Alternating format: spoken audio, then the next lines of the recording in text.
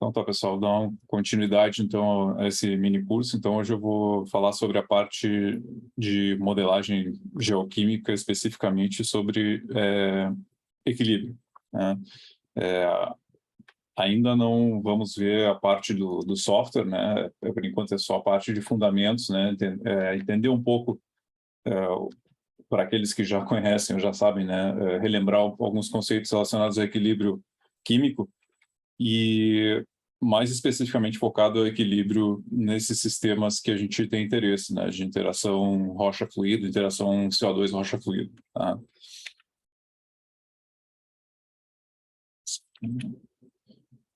Então, relembrando esse diagraminha que eu mostrei na semana passada, a parte de equilíbrio é uma das partes do que a gente define como modelagem geoquímica, né? Ou geoquímica aplicada à modelagem de interação rocha-fluido, tá? E ele envolve, basicamente, em sistemas hidrogeoquímicos, a distribuição das espécies em fase aquosa e o equilíbrio multifásico, no caso, uma interação rocha-fluido, interação entre rocha, fase sólida, né, e fluido. E aí fluido se entende a fase aquosa e também os gases que estejam presentes em contato com essa fase aquosa. No caso, para a gente aqui, vai ser de interesse o CO2, mas poderiam ser outros gases, como nitrogênio, oxigênio, né? Quem trabalha com modelagens geoquímicas de sistemas naturais tem que incluir outros gases que também podem afetar esse equilíbrio, tá?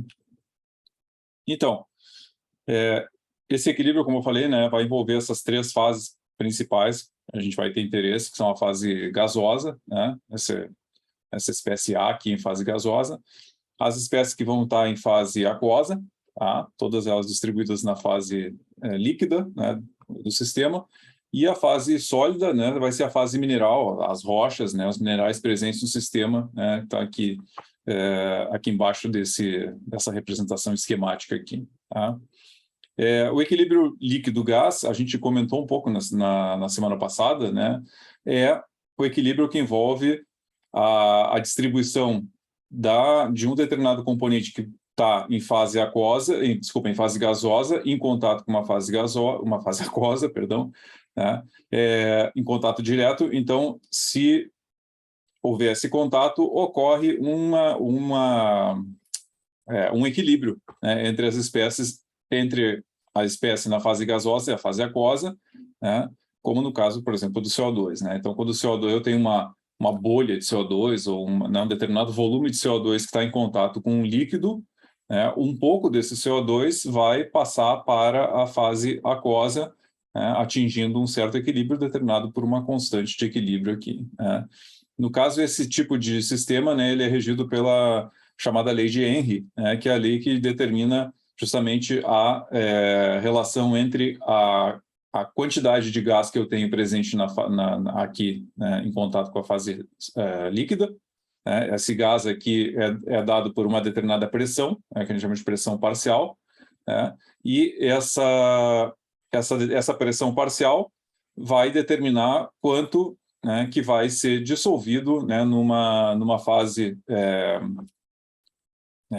líquida, né, em função de uma determinada solubilidade, né, da água em relação àquele gás, né? Então, esse equilíbrio é determinado por essa lei de Henry, chamada, né? Então, esse é um dos equilíbrios envolvidos que são necessários de serem avaliados numa modelagem, né? O equilíbrio líquido-gás. Outro equilíbrio, que é importantíssimo também, é o equilíbrio que ocorre entre as espécies todas que estão na fase líquida. Numa fase líquida, no sistema natural, no sistema artificial que seja, a gente vai ter uma infinidade de espécies. Quando eu falo espécies, né, eu não defino isso, mas espécie é cada um dos íons ou moléculas, né, presentes dentro da solução, né? Então, por exemplo, quando eu tenho um sistema como o que a gente comentou na semana passada, um sistema carbonático, o CO2 que estava em fase gasosa, ele passa para a fase aquosa. Então, eu tenho esse CO2 aquoso aqui, passa a ser uma das espécies presentes aqui no meu meio aquoso. E aí, né, como eu tinha comentado na semana passada, esse CO2, por sua vez, ele reage, né, com a água, formando ácido carbônico, que por sua vez reage formando o carbonato, que por sua vez reage formando o bicarbonato, né? Então eu vou ter todas essas espécies vão estar presentes aqui nessa fase aquosa, né? Então o bicarbonato, o carbonato, o ácido carbônico, o próprio CO2 aquoso, né? Então eu vou ter uma distribuição desses diversos íons, né? Podem ser ânions, podem ser cátions, né? Esses íons vão se distribuir nessa fase aquosa, né? Determinado pelo quê? Pelas respectivas constantes de equilíbrio. Cada uma dessas reações aqui, né, desse sistema carbonático, né, vai ter uma determinada constante de equilíbrio, né, que é uma propriedade da reação ou do equilíbrio, né, ou seja, uma propriedade natural. Cada reação química tem a sua constante imutável, né, uma propriedade da natureza, tá? E essas constantes é que vão dizer quanto de cada um desses íons vai estar presente nessa fase aquosa. Em última análise, é isso basicamente que uma modelagem de equilíbrio faz. Ela utiliza essas informações, né, de constantes de equilíbrio para determinar quanto de cada espécie eu tenho presente no meu sistema. Tá? Então, aqui, por exemplo, né, nessa fase aquosa, eu estou, né, dando como exemplo o equilíbrio do sistema carbonático, mas pensem que para cada espécie que eu tenho presente aqui, por exemplo, se eu tenho uma solução salina de NaCl, por exemplo, então, para cada cátion de sódio que eu tenho presente aqui, eu tenho um conjunto de reações de especiação, né, desse sódio. Então, o sódio ele vai formar outras espécies, né, vai reagir com a água, formando outras espécies, né, presentes aqui no meio, às vezes em quantidades infinitesimais, quantidades muito, mas muito pequenas, que às vezes são realmente irrelevantes para aquilo que a gente está interessado. Mas essas reações todas são contabilizadas nos modelos numéricos que a gente faz. Tá? Então, cada cátion, cada ânion, né, sofre um conjunto de reações desse tipo aqui e vai se distribuindo. Por isso que a gente fala, né, de distribuição desses íons, vai se distribuindo, né, na fase aquosa. Né? Alguns deles formam esses que a gente chama de complexos, por isso que a gente também às vezes chama de complexação, alguma dessas reações, que eu tenho às vezes associação de um íon com outro, forma um determinado complexo. Né? Então, a quantidade de espécies que eu tenho presentes aqui na fase aquosa é enorme, né? Eu posso ter centenas de espécies, dependendo dos cátions e ânions que eu tenho aqui, são centenas, né, dezenas ou centenas de diferentes componentes que eu vou ter aqui no meu meio, e, claro, realmente só com um software, né, de modelagem adequado que eu vou conseguir realmente fazer um cálculo que me permita determinar quanto que eu tenho de cada uma dessas espécies, né, conforme as propriedades do meio, as quantidades iniciais do meu sistema. Então, por isso que é relevante esse tipo de informação. E, por último, né, o último equilíbrio que é relevante é o equilíbrio sólido-líquido, né, que é o equilíbrio chamado de equilíbrio de solubilidade. No caso, quando a gente está tratando de minerais, normalmente a gente se refere também aos equilíbrios de dissolução e precipitação de minerais, né, porque são processos que envolvem justamente a dissolução de um mineral, que significa eu desmanchar um sólido, né, aqui, por exemplo, aqui no meu lado direito da minha reação, aqui do meu equilíbrio, eu tenho esse sólido ABS, aqui esse S é de sólido, então a dissolução significa essa reação ocorrendo no sentido da direita para a esquerda, vai dissolver esse sólido para formar as suas espécies que compõem ele, né, os seus cátions e ânions que compõem ele, e esses cátions e ânions vão passar, né, do sólido para a fase aquosa. Né? Então, esse é o processo de dissolução. E o processo oposto é o contrário. Quando eu tenho cátions e ânions que se combinam em solução, em determinadas circunstâncias, eles podem formar um sólido, né, e vir a precipitar, né? Ou seja, se transformar num sólido, né, formar um precipitado, né, formando um mineral, por exemplo. Né? O que diferencia o que a gente chama de mineral para um sólido iônico, por exemplo, um sal de cozinha, por exemplo. Né? O sal de cozinha é aquele que vocês costumam trabalhar, usar na cozinha para cozinhar. Ele é NaCl, né? Ele é normalmente obtido industrialmente, embora seja a partir de compostos naturais, né? Do sal marinho, por exemplo. A gente se refere a ele como um sal, como um composto químico, embora ele venha de proveniência natural, né, porque ele foi obtido artificialmente, vamos dizer assim, né? Ele foi refinado, né? Ele foi adicionado componentes, então foi cristalizado artificialmente. Então, dessa forma, a gente costuma se referir a esses compostos iônicos, né, como um sal iônico, enfim, o nome que a gente quiser. A gente só se refere a mineral quando esse mineral é formado pela natureza naturalmente, sem nenhuma interferência humana. Tá? Então, se por acaso tiver um lago salino, por exemplo, esse lago evaporar naturalmente e eu vou ter vários sais que vão precipitar no fundo desse lago, eu posso vir a ter a formação de NaCl natural. Nesse caso, ele recebe o nome de um mineral. O mineral se chama halita, né? A halita nada mais é do que o NaCl, o sal de cozinha, mas formado naturalmente. Né? Quando eu formo ele industrialmente, né, sinteticamente, a gente não se refere a ele como mineral, simplesmente como cloreto de sódio. Tá? Então, é a única diferenciação que a gente faz. Né? Por exemplo, aqui eu tenho, né, nesse exemplo aqui de carbonato de cálcio. Né? O carbonato de cálcio também pode ser um sólido, né, preparado em laboratório de forma artificial. Quando ele está na natureza, na forma de mineral, ele é conhecido como calcita, né, ou eventualmente algumas outras formas de texturas diferentes, mas comumente calcita. Né? Então tem essa diferença. Tá? Então esse é o último equilíbrio envolvido. Né? A gente trabalha com esses 3 equilíbrios aqui na modelagem de equilíbrio. Né? Todos eles vão ser relevantes, né, para avaliar processos, né, de interação CO2, rocha, água-rocha, né, no caso. Tá? Bom, aqui deu um errinho na animação. Tá? Bom, o equilíbrio em soluções, né, aqui deu um pouquinho, que deu bastante confusão. Deixa eu mostrar tudo aqui para não dar confusão, ficar mais fácil. Bom, quando a gente tem um equilíbrio em solução, um equilíbrio aquoso, por exemplo, né, no caso eu estou me referindo a essa parte aqui, né, o equilíbrio de especiação, distribuição dos íons na fase aquosa, né, eu tenho as seguintes definições. Tá? Imagine que eu tenho uma reação química genérica, como essa daqui, né, 2 reagentes A e B, que formam 2 produtos C e D. Tá? Nessa reação aqui, eu tenho essas letras minúsculas aqui, representam coeficientes estequiométricos dessa reação. Então, alguns exemplos de reações como essas aqui são essas que estão aqui do lado, por exemplo. Né? Essa aqui do bicarbonato do carbonato com o cálcio, que forma esse complexo aqui, né, de hidroxicarbonato de cálcio. Né? Então, isso aqui é uma reação de complexação do carbonato com o cálcio, né, forma essa espécie aqui. Aqui eu tenho outra reação, por exemplo, né, de complexação do alumínio com o sulfato e forma esse complexo, né, de alumínio sulfato. Aqui eu não sei, esses complexos têm nomes extremamente complexos, às vezes, e realmente né, a maioria deles eu não sei né, denominar exatamente. Mas é um complexo, né, ele é um ânion também, com carga -2, e aqui esse aquoso significa que ele é uma espécie que também está na solução. Então, todas essas espécies aqui estão em solução, não tem nada sólido, não tem nada gasoso, tudo isso aqui está em solução. Tá? Então, para uma reação genérica como essa daqui, a gente define, né, essa equação aqui, é chamada também de lei de ação de massas, ou princípio de ação de massas, é a reação, a equação, né, a relação que define a relação entre quantidades de produtos e quantidades de reagentes, né, que são dadas sempre por uma constante, né, chamada constante de equilíbrio, esse K, constante de equilíbrio, né, e essa constante, como o próprio nome diz, ela é constante independente das quantidades que eu tiver aqui.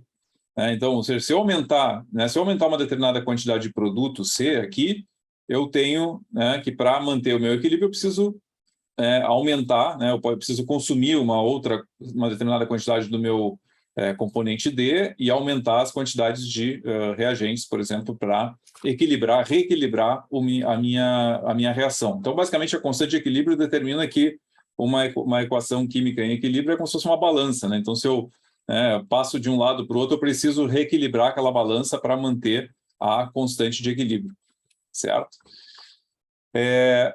Essas quantidades aqui que estão entre chaves, né, ou entre colchetes, né, são concentrações molais, né? A gente especifica essas quantidades aqui em concentração molar, ou também chamado de molalidade. Isso é o quê? Isso é justamente a quantidade de cada uma dessas espécies. Como essas espécies estão em solução, elas precisam ser quantificadas em relação a uma certa quantidade de solvente, né? Ou de solução. No caso, então, essa concentração molar, molalidade, ela representa o quanto em mol eu tenho de uma determinada espécie aqui, com relação a uma certa quantidade em quilogramas de solução. né? Então, imagine que eu tenho lá, por exemplo, 1 quilograma da minha solução, né? Pode ser uma solução qualquer, né? E eu tenho, por exemplo, 2 mols do meu componente A. Então, essa a concentração daquele A é 2 mol por quilo de solução. Então, essa é a concentração, é aquilo que eu colocaria aqui na minha equação. Um minutinho que eu vou pausar aqui para tirar o som do WhatsApp aqui para não atrapalhar.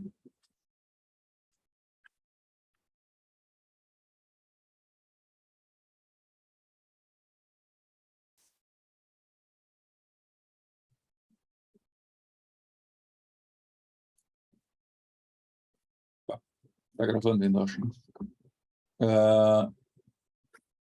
Não, pausei a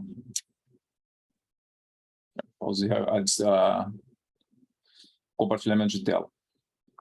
Ok, então, voltando aqui, né, essa é a concentração, né, que é a que vai na equação de equilíbrio, né, hoje a gente coloca a concentração de determinada espécie. Então, para calcular a constante de equilíbrio, né, eu preciso das concentrações de cada uma dessas quantidades aqui, né, de cada um desses participantes da reação, para determinar a constante de equilíbrio.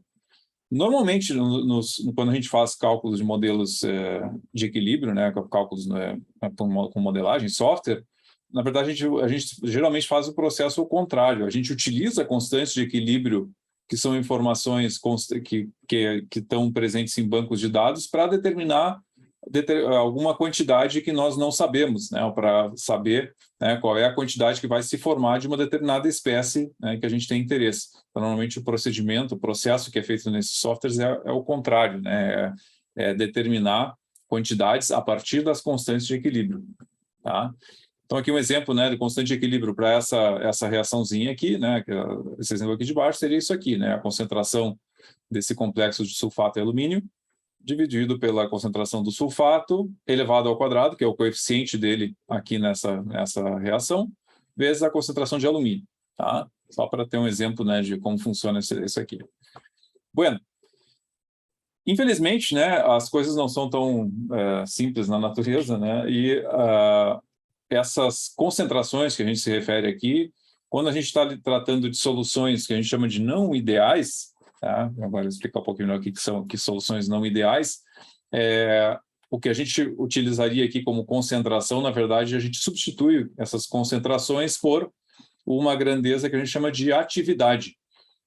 Esse Azinho aqui é o que a gente chama de atividade, que, na verdade, a atividade ela é como se fosse uma concentração, tanto que ela tem a mesma unidade, né? Ela também é dada em mol por quilograma, mas ela representa uma grandeza que representa justamente o desvio da idealidade de uma solução. Porque o que acontece?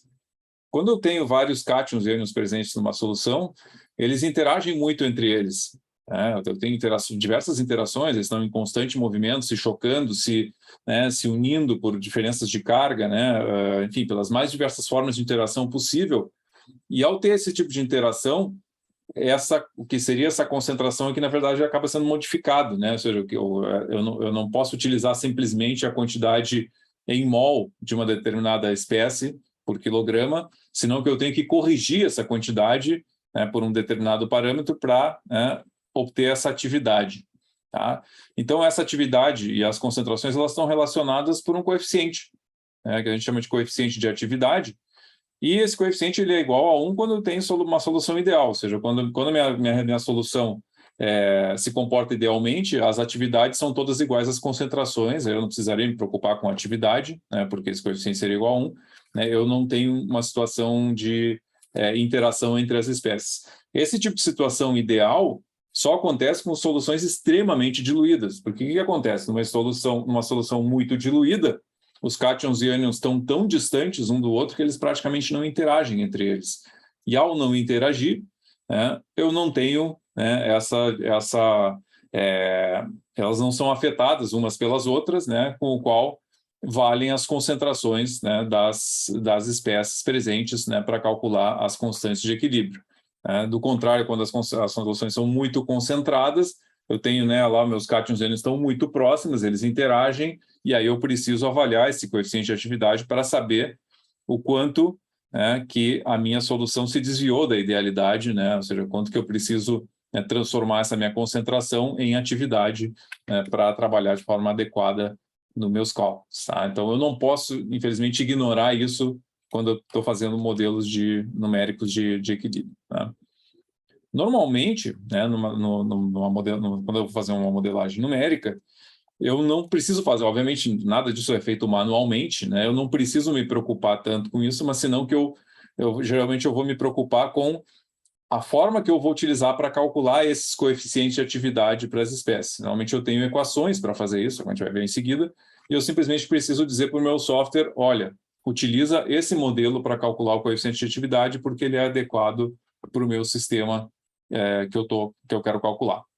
Basicamente é isso. Mas, claro, é importante a gente saber o que a gente está fazendo, então tem que entender, né, qual é a função desse coeficiente na modelagem. Tá? Então, esses métodos para determinar o coeficiente de atividade, né, eles foram evoluindo ao longo do tempo, né, desde que isso foi definido. A gente teve modelos empíricos bem simples, né, baseados em dados experimentais, né, a partir de soluções diluídas, né. Lá em 1922, 100 anos atrás, né, esse cara, o Bronsted, né, ele introduziu um parâmetro, né, específico para cada íon. Né? Então, com isso ele deu origem aos chamados métodos CIT, né, que significa teoria de interação específica para íon, porque significa que para cada íon eu vou ter um coeficiente de atividade específico, né, dado por um parâmetro específico. Então, por isso esse método de especificar a interaction. Então, essa foi uma primeira evolução desses métodos, tá?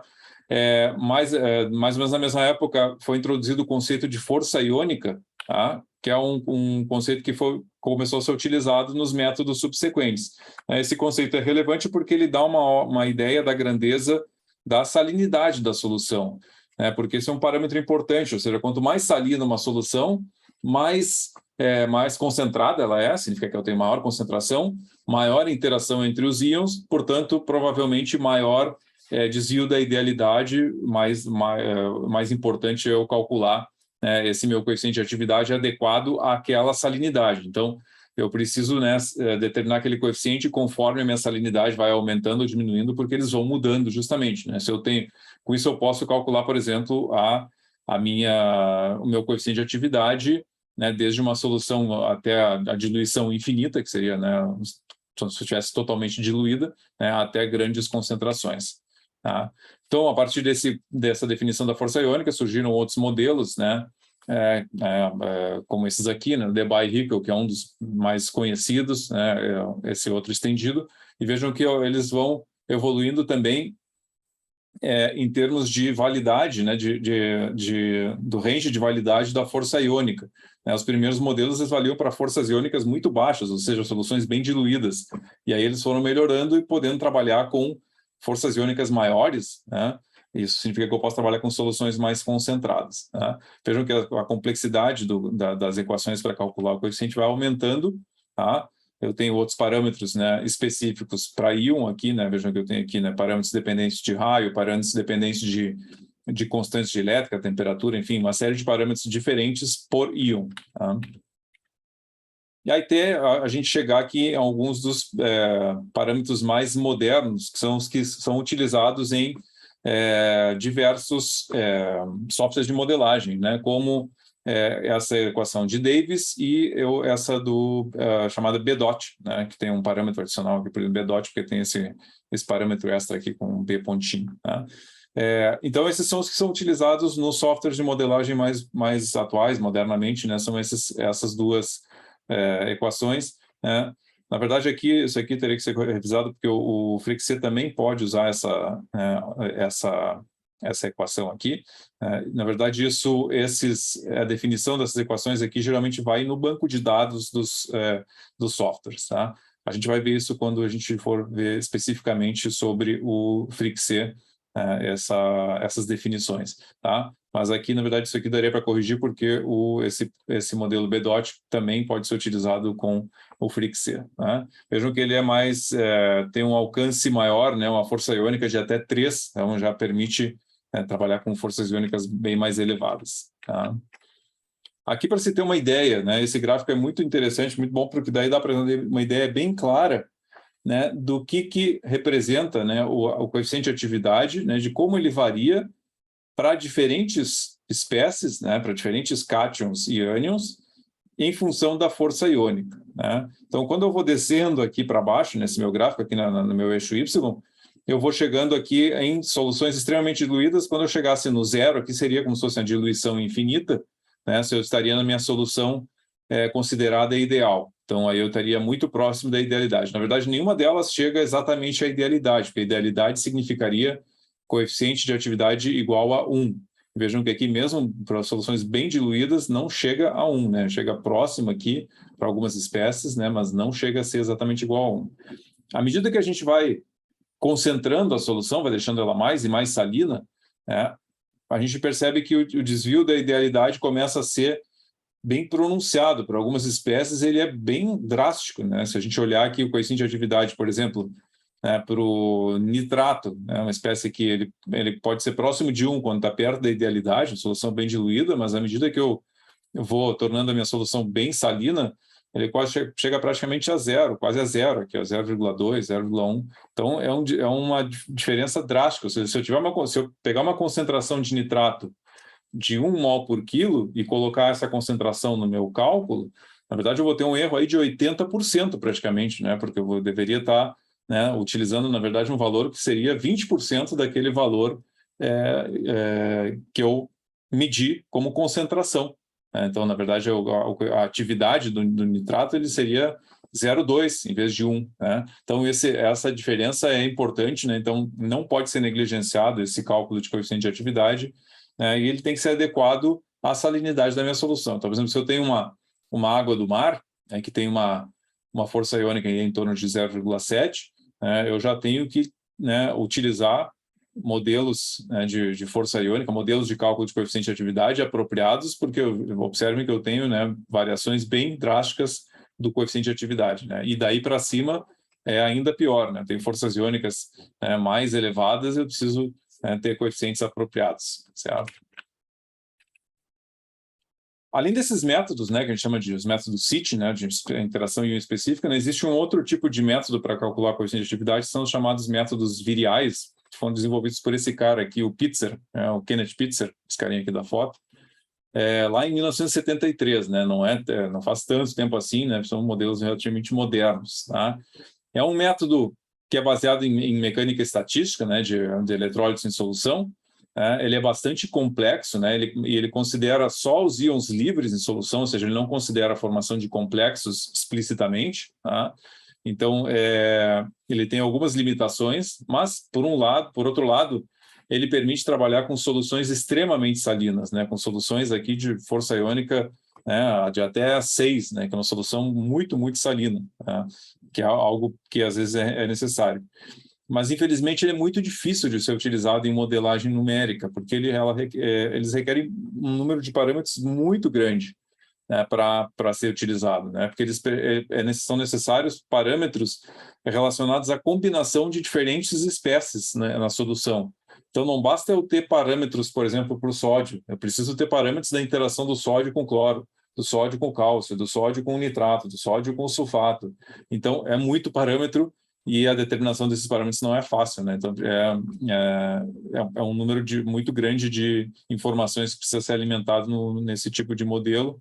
Então, ele tem suas limitações. Além do que, geralmente, ele é limitado à temperatura ambiente, né, de 25 graus, né? Então, tem mais essa limitação de temperatura. Ainda assim, ele está implementado em alguns softwares, né, mas ele poucas vezes é utilizado, né, em função dessas limitações, né, que eu comentei. Tá? Só para vocês terem uma ideia, né, que é algum conjunto de equações que é utilizado nesses modelos.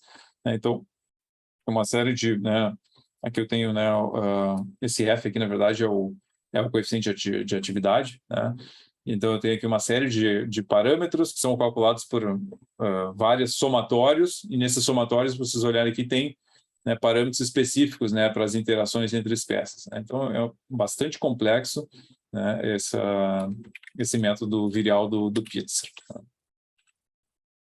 Aqui também dá para ter uma ideia da diferença entre os métodos, né, de cálculo de coeficiente de atividade, né, em função da força iônica, e vejam como eles se diferenciam né, à medida que a gente vai se afastando da idealidade, né? Já que no início eles são bem próximos, depois eles vão se afastando, né? Então aqui o Pitzer, que seria o padrão, né, ouro desses modelos, né, tem esse resultado aqui. Vejam como mesmo os melhores, né, como Davis, o Bedott, o de Barricos, né, acima de forças iônicas da água do mar, eles dão resultados bem pobres, né? Então é bem distante. Então a água do mar, a salinidade da água do mar, que é uma salinidade bem alta, já é bastante problemática, né, para alguns desses modelos.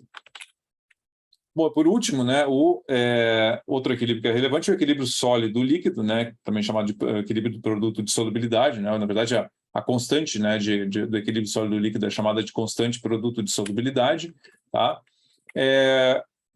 Essa constante também é uma constante de equilíbrio, ela é calculada da mesma forma, né, a partir das atividades, né? Então aqui tudo que a gente comentou com relação à atividade, coeficiente de atividade também vale para esses equilíbrios aqui, tá?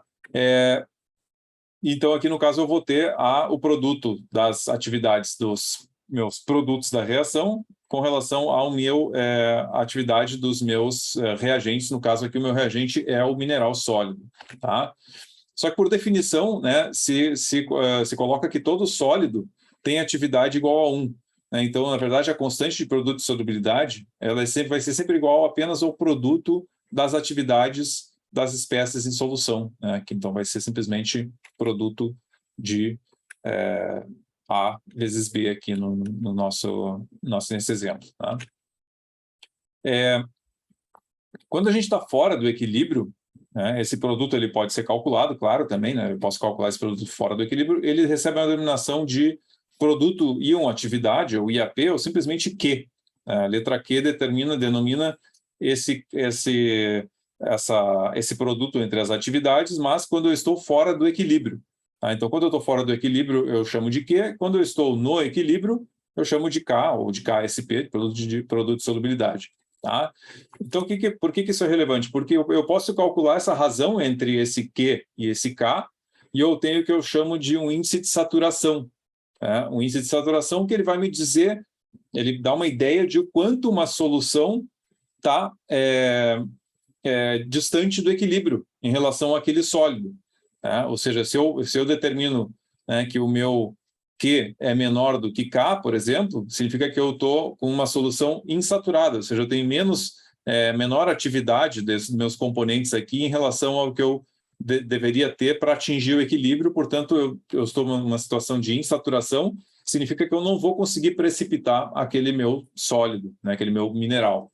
Tá? Se eu tiver a situação oposta em que o Q é maior do que K, significa que esse produto aqui das atividades ele é maior do que a constante de equilíbrio, portanto eu tenho mais concentração dessas espécies em solução do que é necessária para precipitar, ou seja, a minha solução está super saturada e ela vai tender sim a precipitar numa situação de equilíbrio no meu sistema. Tá? Então esse tipo de informação é relevante e é uma das coisas que geralmente se calcula em modelos de equilíbrio, né?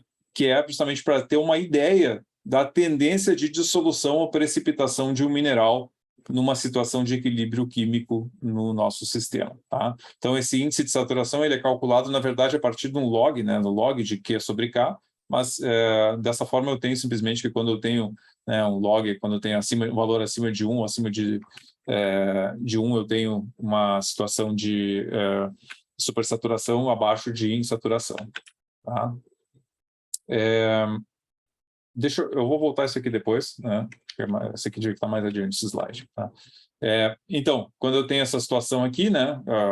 Voltando aqui, continuando meus índices de saturação, quando eu tenho o meu produto entre as atividades for menor do que da constante de equilíbrio, eu tenho meu índice de saturação, esse valor aqui é menor do que 1, então o meu índice de saturação é menor do que 0, eu tenho uma tendência desse meu mineral a dissolver.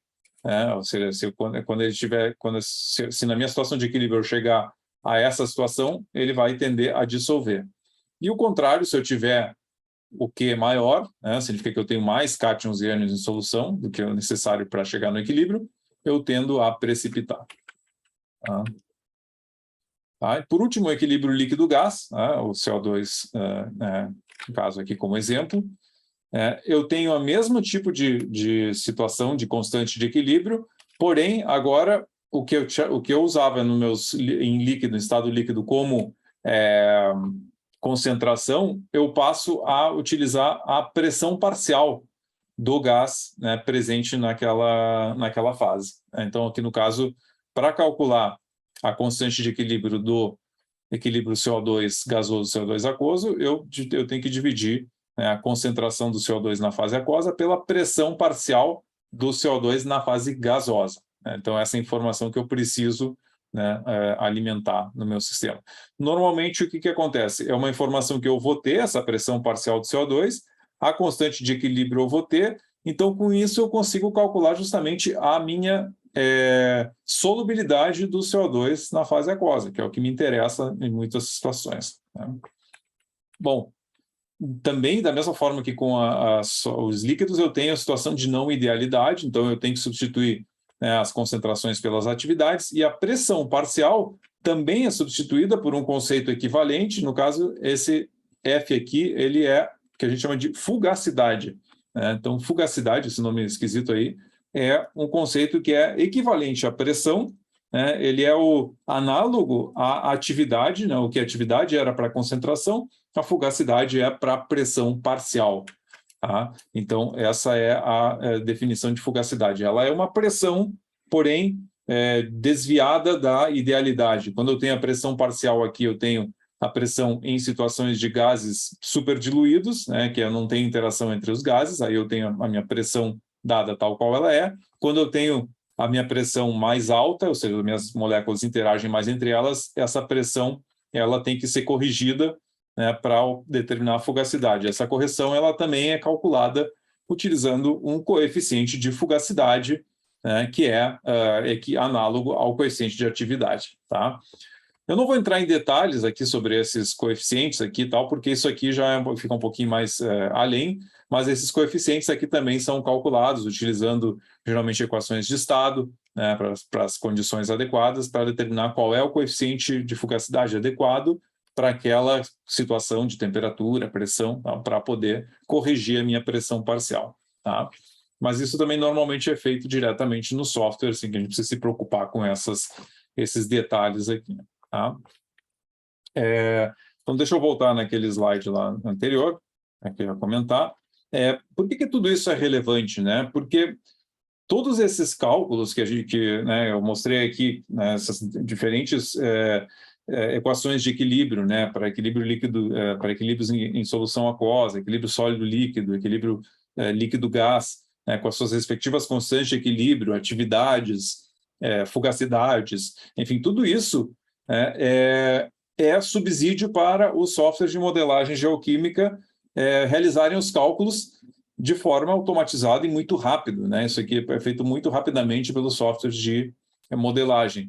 Um exemplo aqui, por exemplo, que se eu poderia fazer esses cálculos manualmente, se eu quisesse, tivesse paciência, poderia, por exemplo, né, digamos que eu quisesse calcular a solubilidade da calcita, né, saber quanto de calcita, por exemplo, aqui o carbonato de cálcio, né, eu quero calcular, né, do meu sistema, né, sabendo que, para isso, eu preciso levar em consideração o quê? Diversas outras espécies que estão relacionadas aqui no meu sistema. O que acontece? Porque essas espécies aqui, por exemplo, o carbonato que eu tenho presente aqui, ele faz parte de outras reações de equilíbrio, como são essas aqui. Né? O carbonato está presente no sistema carbonático, ele reage com H+, para formar...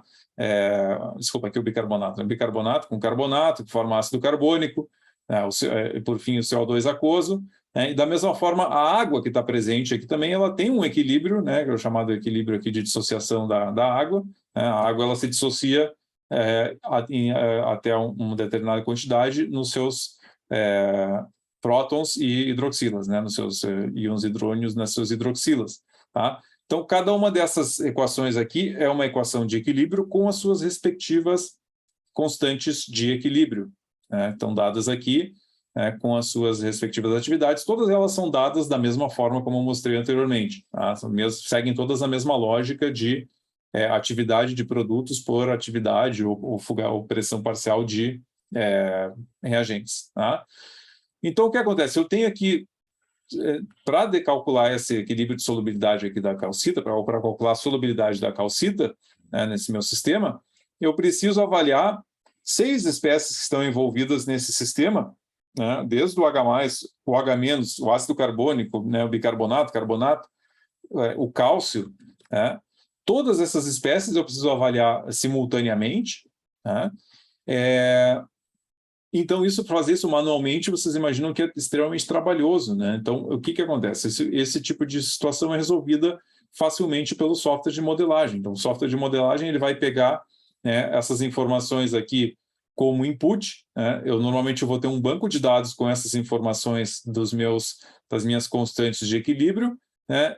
Ele vai fazer, então, os cálculos a partir de uma determinada quantidade inicial, né, que eu posso alimentar, por exemplo, a minha quantidade de a minha pressão parcial de CO2, por exemplo. Né? Se eu determinar a minha pressão parcial de CO2 aqui, por exemplo, eu sei qual é a constante de equilíbrio, eu posso determinar, por exemplo, a atividade de ácido carbônico, depois essa atividade pode ser utilizada para calcular outras atividades aqui presentes, né, como do bicarbonato, carbonato, né, e assim por diante. E eu tenho aqui, né, uma outra equação que eu posso utilizar, que é uma equação de balanço, né, no caso aqui uma equação de balanço de cargas. Né, então, porque eu considero que o meu sistema tem um equilíbrio elétrico, né, ou seja, todos os cátions têm que estar compensados pelos seus respectivos ânions, né, na solução, porque a minha solução ela não pode estar eletricamente carregada, ela tem que ser eletricamente neutra.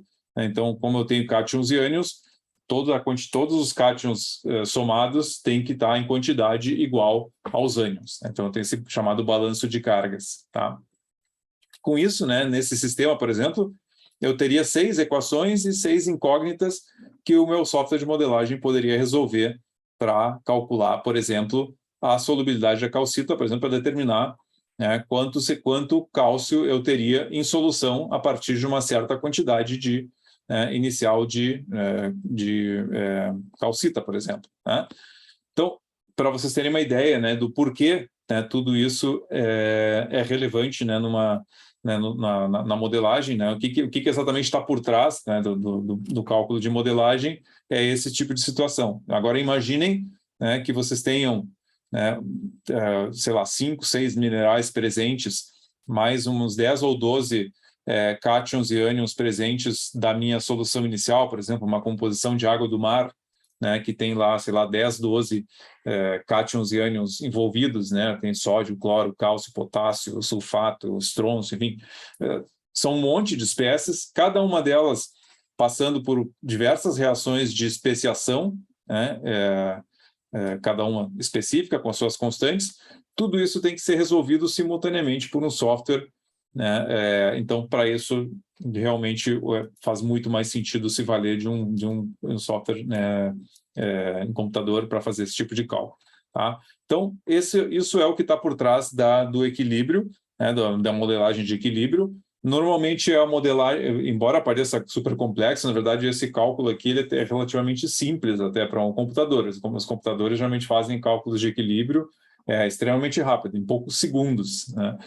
Mas é relevante, né? Ou seja, é simples, mas é relevante para ter uma ideia inicial de um cálculo, né, de uma situação de equilíbrio do nosso sistema, né, natural que a gente quer avaliar. Tá? Quais são as limitações da modelagem de equilíbrio? A limitação principal é que os sistemas naturais, em grande parte das vezes, eles não se encontram em equilíbrio e estão muito longe de atingir um equilíbrio químico. Né?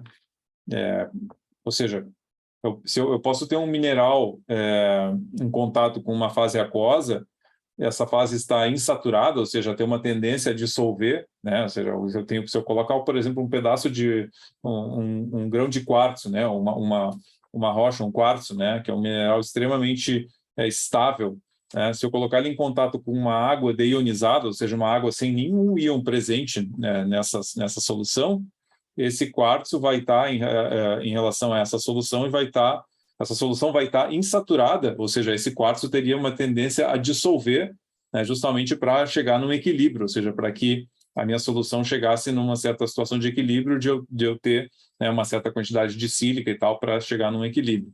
Mas o que ocorre é que o quartzo é um mineral extremamente estável, né? Ele não dissolve com nenhuma facilidade. Então, vocês podem deixar em contato essa solução, né, durante talvez milhões de anos, e não vai praticamente entrar em equilíbrio, né? Ou seja, quase nada, né, do silício presente naquele quartzo vai passar para a solução.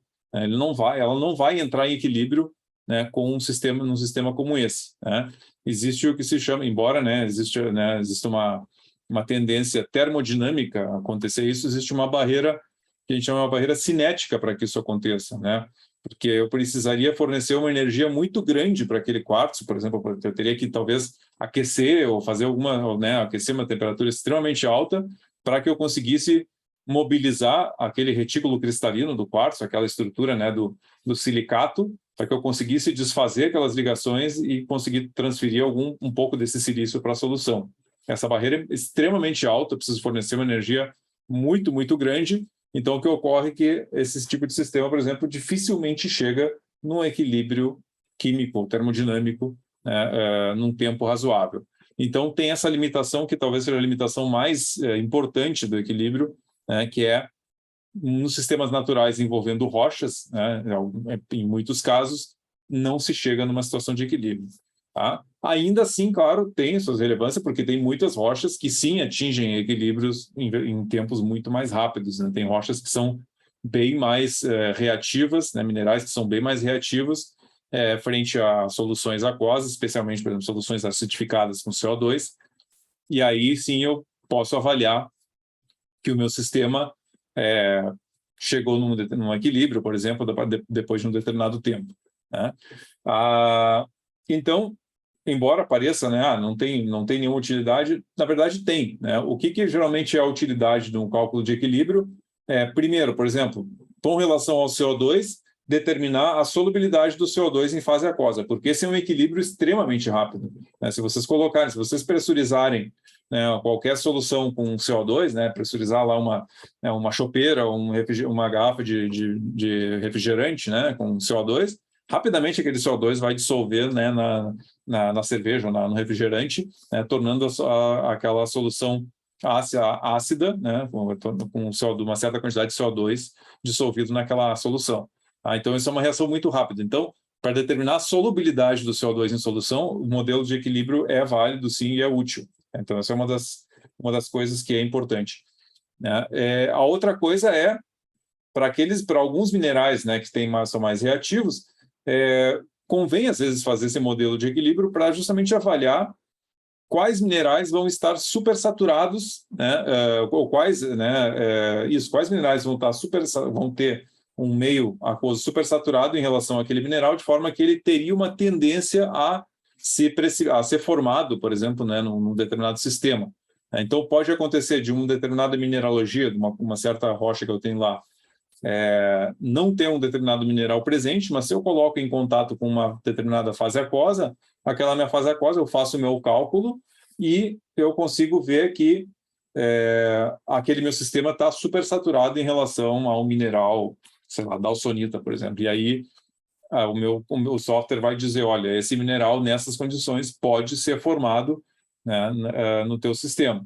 E aí eu digo pode porque, de novo, né, a barreira pode ser essa barreira cinética de que talvez ele não se forme porque não existe energia suficiente para, de fato, ocorrer a formação do mineral, né, entre outras barreiras, enfim.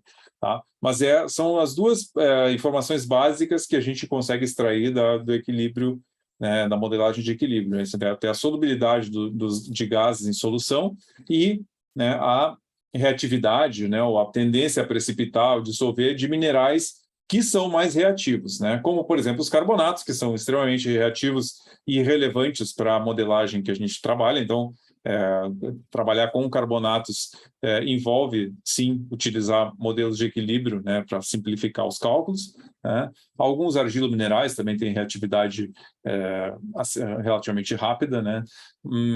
Então, tem, sim, sua importância, né, sua relevância, começar um determinado cálculo, uma modelagem, fazendo modelos simples de equilíbrio, né, em vez de partir para modelos já mais robustos de cara. Tá? Então é isso, pessoal, né? Essa parte de equilíbrio, né, do que a gente vai ver nessa primeira parte de fundamentos, né? Depois tem a parte de cinética e por último a gente vai ver o Frixia. Ok? Então vou parar a gravação aqui.